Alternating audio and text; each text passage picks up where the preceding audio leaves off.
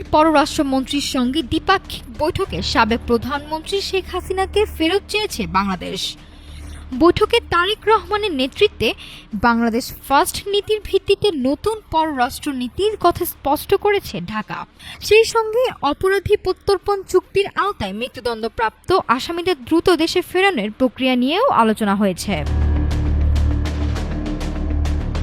নয়াদিল্লিতে এখন পরিবর্তনের সুর। বাংলাদেশের পরিবর্তিত রাজনৈতিক প্রেক্ষাপটে ভারতের সঙ্গে প্রথম উচ্চ পর্যায়ের শুভেচ্ছা সফরে পররাষ্ট্রমন্ত্রী খলিলুর রহমান। বুধবার ভারতের পররাষ্ট্রমন্ত্রী এস জয়শঙ্কর এবং তেল ও প্রাকৃতিক গ্যাস মন্ত্রী হরদীপ সিং পুরীর সঙ্গে পৃথক বৈঠক করেন তিনি, যেখানে উপস্থিত ছিলেন প্রধানমন্ত্রী পররাষ্ট্র বিষয়ক উপদেষ্টা হুমায়ুন কবির।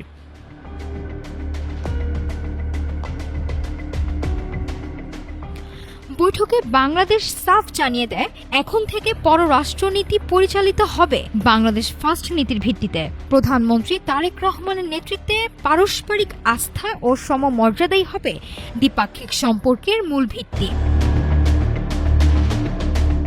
আলোচনার একটি বড় অংশ জুড়ে ছিল অপরাধী প্রত্যর্পণ।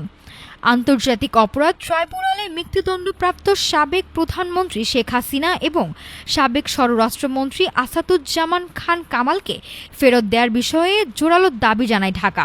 পাশাপাশি ওসমান হাদির হত্যাকাণ্ডে জড়িতদের গ্রেফতারের জন্য ভারতকে ধন্যবাদ জানিয়ে তাদের দ্রুত প্রত্যর্পণে তাগিদ দেওয়া হয়।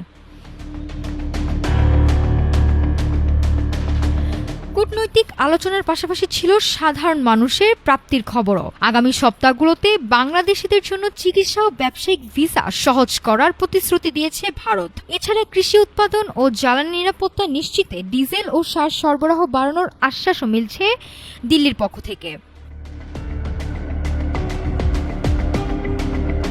দিল্লি ও ঢাকার এই বৈঠককে কেবল সৌজন্য বিনিময় নয়, বরং দ্বিপাক্ষিক সম্পর্কের নতুন অধ্যায় হিসেবে দেখছেন সংশ্লিষ্টরা।